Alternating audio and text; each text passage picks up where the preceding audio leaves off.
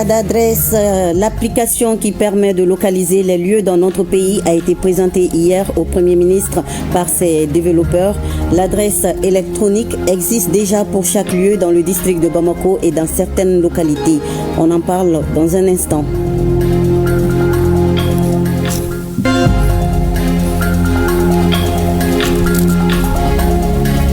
Ramadan 2025 avec cette action humanitaire de Muslim and Mali en collaboration avec la fondation Diyanet Türkiye. Ils sont 300 bénéficiaires dans la région de Gao à recevoir des kits alimentaires, vous verrez.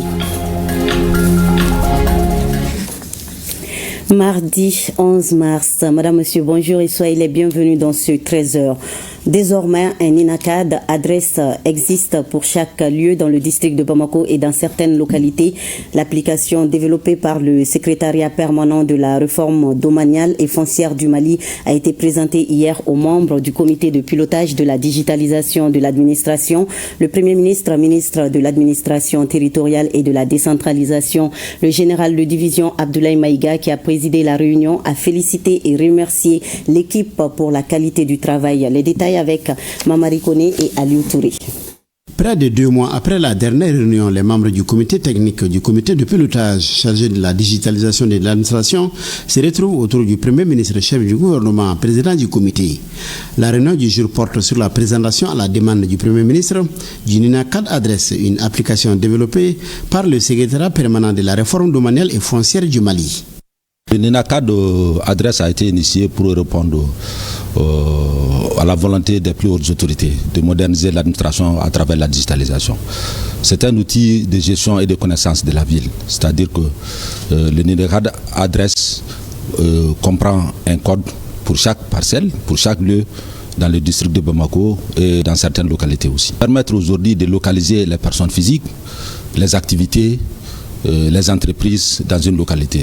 C'est-à-dire qu'aujourd'hui, quand vous prenez un lieu du district de Bamako, du cercle de Kati ou dans les communes du cercle de Kati, et très bientôt aussi dans les villes de Sigasso et de Koulikoro, c'est pour permettre à tout un chacun de localiser les lieux, de connaître les activités sur les lieux et de les permettre aussi de faire des recherches d'informations sur les lieux et de voir rapidement comment ils peuvent y accéder. L'adressage électronique couvre déjà 1 500 000 lieux aux parcelles en milieu urbain et rural. Les interrogations des membres du gouvernement ont porté entre autres sur la sécurisation de l'application et sa mise à jour permanente. La plateforme est appelée à voler. C'est pour cela que nous avons voulu vous présenter aujourd'hui aux membres du gouvernement.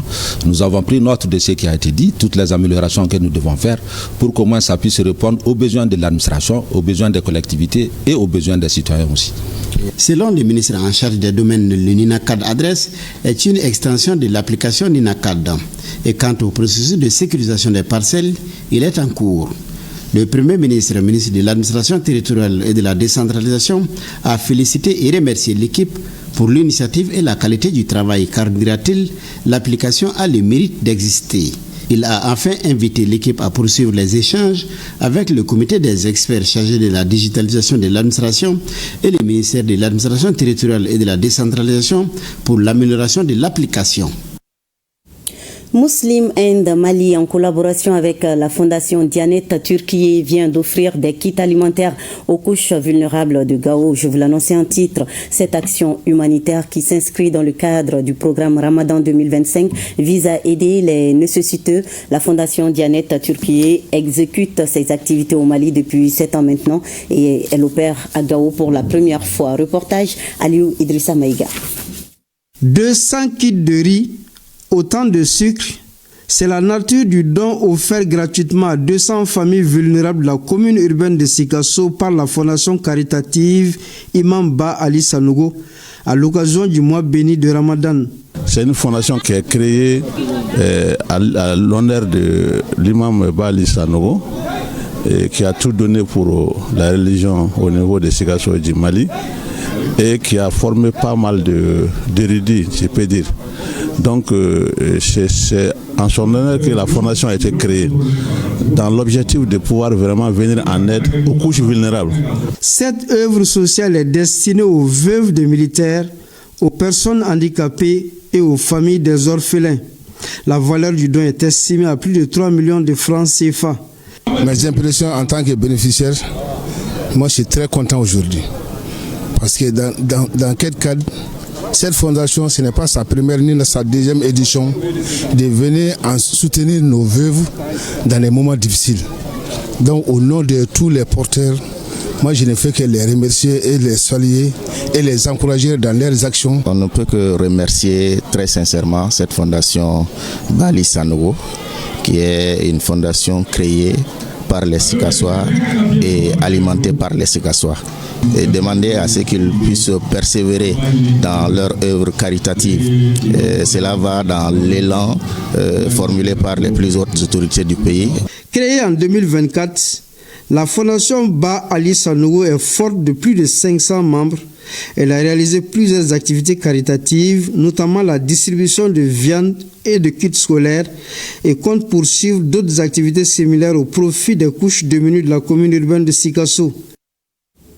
Voilà, vous l'avez compris, c'était là la distribution gratuite de 200 kits alimentaires composés de riz et de sucre au profit des couches vulnérables de la commune urbaine de Sikasso en ce mois béni de Ramadan par la fondation caritative Imamba Ali Sanogo. Et je vous l'annonçais donc, Muslim End Mali, en collaboration avec la fondation Dianet Turquie, vient d'offrir des kits alimentaires aux couches vulnérables de Gao. Cette action humanitaire qui s'inscrit dans le cadre du programme Ramadan 2025 vise à aider les nécessiteux. Reportage Aliou Idrissa Maïga.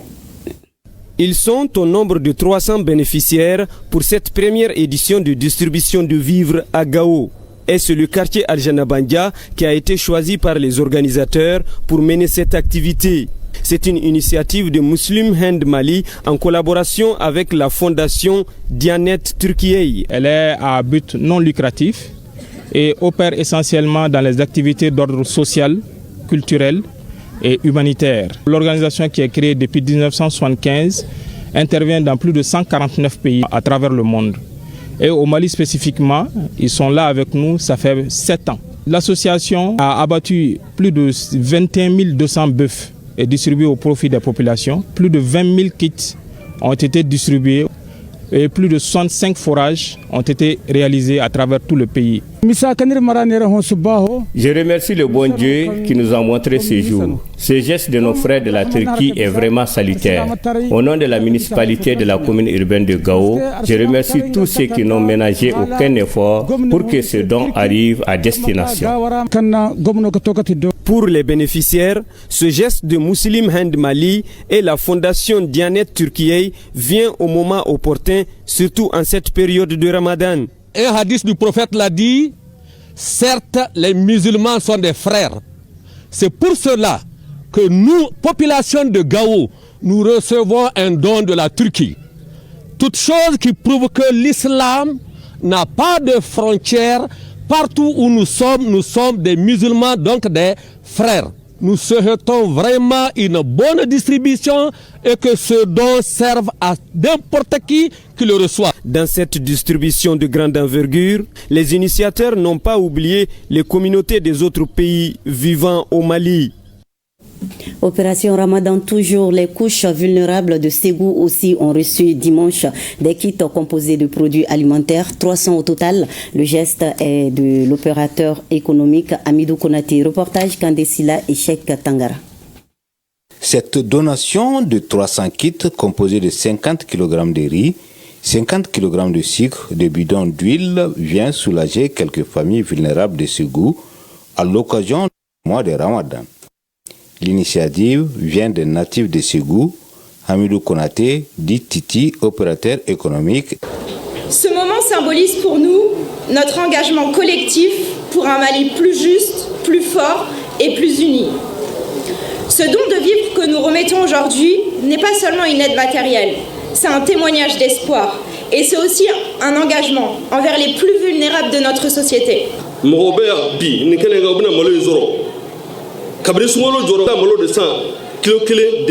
Depuis le début du mois de Ramadan, il y a parmi nous des gens qui payent le riz ou le sucre au jour le jour, 50 francs, 100 francs. Donner 50 kilos de riz ou de sucre à ces gens, le mérite est immense. Un geste apprécié à sa juste valeur par les intervenants. Tenant une place importante dans l'action gouvernementale, Opération Sungalo Solidarité se veut un message, une réflexion et des actions comme quoi la solidarité reste et demeure une volonté, un engagement collectif.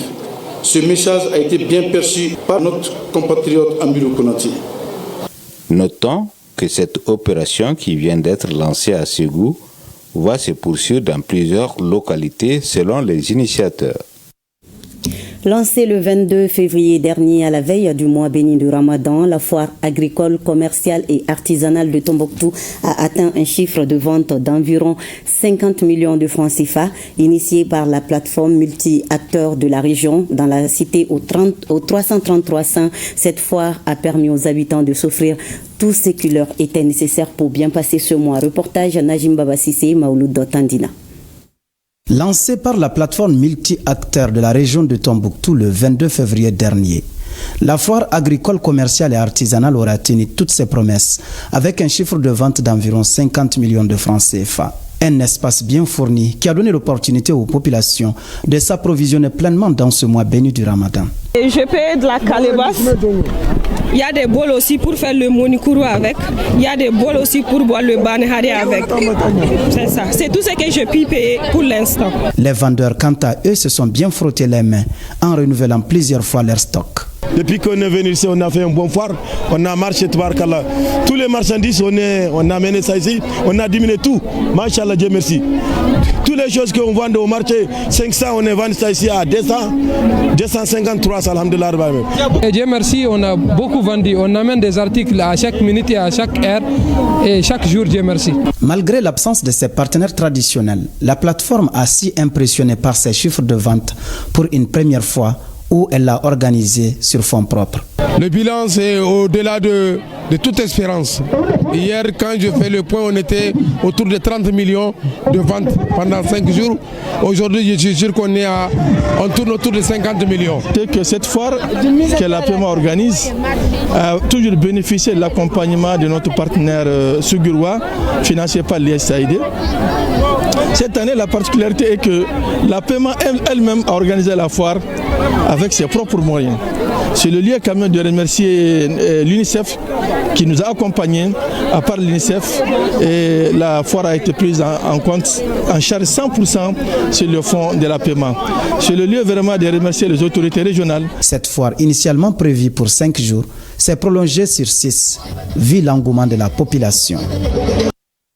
Tout autre chose à présent, l'Organisation mondiale de la santé, en collaboration avec le Centre national d'immunisation, a organisé la rencontre annuelle des points focaux PEV et surveillance épidémiologique du Mali. À l'issue des 5 jours de travaux, les participants venus des 11 régions sanitaires du pays ont fait plusieurs recommandations, au nombre desquelles la dotation des hôpitaux en réactif pour la réalisation des tests des maladies sous surveillance. Reportage Boubacar Sangaré. Au cours de cette rencontre annuelle des points focaux PEV et surveillance épidémiologique du Mali, les participants ont passé en revue toutes les activités réalisées dans les 11 régions sanitaires du pays en matière de gestion du programme élargi de vaccination et dans la surveillance active des paralysies flax aiguë PFA, de la rougeole, de la fièvre jaune, du tétanos maternel et de la méningite. Au cours des 5 jours que nous avons passés ensemble ici à Mopti, nous avons pu atteindre les objectifs qu'on s'était fixés au début de cet atelier. Nous sommes confiants. Nous avons passé en revue les difficultés auxquelles les agents sont confrontés sur le terrain et on a échanger entre nous sur des propositions de solutions pour que demain soit encore meilleur qu'aujourd'hui. Au terme des travaux, les participants ont recommandé, entre autres, de prévoir un atelier sur les indicateurs de la surveillance, de doter régulièrement les laboratoires des hôpitaux en réactif pour la réalisation des tests des maladies sous surveillance et doter la région de Tombouctou en chambres froides positives et négatives. Permettez-moi de vous féliciter pour les résultats obtenus malgré le contexte difficile et de vous assurer de la disponibilité et du soutien de l'ensemble des autorités administratives et politiques dans la mise en œuvre des activités pour le bien-être de nos populations. Cette rencontre annuelle des points focaux PEV et surveillance épidémiologique du Mali a été organisée par la Direction générale de la santé et de l'hygiène publique à travers le Centre national d'immunisation avec l'appui technique et financier de l'OMS, Organisation mondiale de la santé. C'est dans le cadre de la commémoration de la Journée internationale des droits des femmes que le centre médical Niali a été inauguré au quartier Djidara. Nous sommes à Gao. L'infrastructure comporte toutes les commodités et va contribuer désormais à soulager les souffrances des femmes et des enfants vulnérables de Gao, nous disent Sambare Aïdara et Youssouf Samaki. L'inauguration de ce centre médical constitue un véritable ouf de soulagement pour les populations de Djidara. En effet, le centre médical Niali, doté de toutes les commodités, offre désormais des prestations socio-sanitaires aux couches les plus vulnérables, notamment les femmes et les enfants. C'est un centre désormais qui peut assurer les consultations de premier niveau comme recommandé par les normes des services de santé. C'est un centre qui assurera, Inch'Allah, la vaccination des enfants. C'est un centre qui serait destiné aussi à faire la promotion de la nutrition et c'est un centre qui accueille la femme pour la grossesse, pour l'accouchement, pour la promotion de la santé. Pour la promotrice du centre, le choix de la date d'inauguration n'est pas fortuit. Ce précieux présent cadeau, gracieusement offert par l'ONG Développement pour servir la communauté, a été réalisé grâce à une promesse tenue par Mme Keïta Amimeïga. Nous avons bien voulu organiser cette inauguration en prélude des activités du 8 mars pour magnifier les braves femmes de la région du Gao. Les autorités administratives se disent admiratives car, disent-elles, la mise à disposition de ce centre médical est en parfaite adéquation avec la politique sanitaire de notre pays. C'était difficile. En rapprochant le centre de santé aux populations vulnérables pour une meilleure prise en charge des soins de santé participe pleinement à la politique nationale de la santé. En plus de l'infrastructure principale dont les travaux ont été financés par l'ONG Développement pour servir la communauté, l'ONG ACODIS a mis à la disposition du centre un espace dédié à l'épanouissement des enfants. Le 8 mars à Kidal, 60 femmes ont reçu des kits de la part de la Direction régionale de la promotion de la femme, de l'enfant et de la famille. À Nioro, c'était une conférence débat organisée sur le thème national et la remise d'attestations par les femmes de la région. On fait le point avec Fatou Kone à Kidal et Moussa Diakité à Nioro. Dans une ambiance de fête, les femmes de Nioro sous la houlette de la CAFO se sont fortement mobilisées ce 8 mars pour donner à la journée tout son sens. Tous les matins, elles ont pris d'assaut la salle de spectacle de la région à la faveur d'une conférence débat sur le thème « Accélérer les rythmes de l'autonomisation des femmes et des filles, gage d'un développement humain durable ». Le thème de cette année cadre parfaitement avec les objectifs de cette journée, mais reflète aussi l'engagement des plus hautes autorités à renforcer les initiatives en faveur des femmes et des filles pour un développement inclusif. Je lance un appel aux femmes de la région pour rester debout, solidaires et unis derrière nos autorités de la transition pour un Mali souverain, prospère et réconcilié. Les femmes de Nioro ont profité de cette célébration pour remettre une douzaine d'attestations aux personnalités engagées dans la promotion de la femme dans la région. Parmi elles, le gouverneur de la région, des chefs de services techniques et les chefs d'antenne régionale ORTM. Vous avez vu une forte mobilisation des femmes vraiment pour répondre à cette journée et leur participation active aux échanges.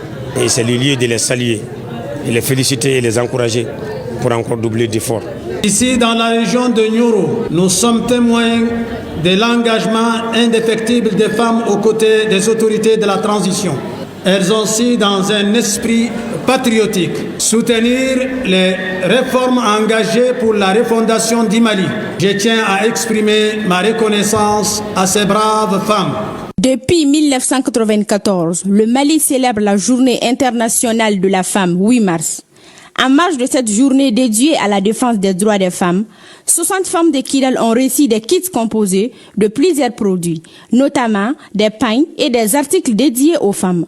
offert par la Direction régionale de la promotion de la femme, de l'enfant et de la famille. Le Mali célèbre cette édition sous le thème national « Accélérer le rythme de l'autonomisation des femmes, des filles, gage d'un développement humain durable ». Ce terme réaffirme notre engagement à renforcer les initiatives en faveur des femmes et des filles pour un développement inclusif et durable.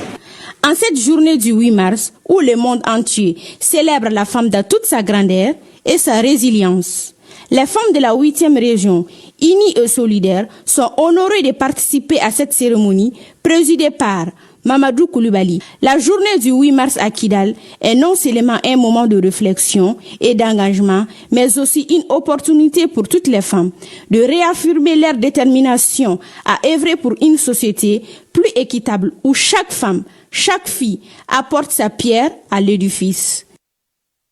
Et on referme avec cette conférence débat organisée par l'ONG Triaid Mali le 8 mars. Le thème retenu pour cette conférence était comment garantir un accès sécurisé aux terres pour les femmes dans les communautés rurales. Il s'agissait d'échanger sur les enjeux de l'accès des femmes aux terres et montrer l'importance de la thématique dans l'atteinte des objectifs du développement durable. Reportage Daouda Koni. Les initiatives de l'ONG Triaid mettent un accent particulier sur l'autonomisation des femmes. C'est pourquoi elle a organisé une conférence débat pour ouvrir la discussion sur les enjeux de l'accès des femmes aux terres. Il s'agit aussi de créer un cadre de concertation pour réfléchir sur comment mettre en place une synergie d'action pour remédier aux difficultés d'accès des femmes aux terres. Les femmes n'ont pas accès à la terre. Même si elles n'en ont, ce sont les terres dégradées qu'ils donnent aux femmes. Bon, surtout individuellement, tu ne peux pas avoir une parcelle sécurisée. Cette conférence-là, vraiment, ça rentre dans nos plaidoyers. Le directeur pays de Triaid Mali dira qu'au regard des rôles que joue la femme dans la communauté, l'heure est donc à l'action. Le chemin à parcourir est long et assez long. Nous devons encore être ensemble pour pouvoir mettre des actions qui peuvent permettre une effectivité du développement des femmes. Le droit des femmes est inaliénable. Le chef de division études et planification de la Direction générale des eaux et forêts apprécie la contribution de l'ONG Triaid pour ses actions en faveur des femmes aux côtés des autorités du Mali. Malgré les différents accords, les traités et conventions que nos pays ont souscrits, il n'y a pas de sécurité pour garantir l'accès des femmes aux terres. Les femmes propriétaires de terres sont très rares. La proportion est très rare en Afrique de manière générale. Et le Mali ne fait pas exception à ça.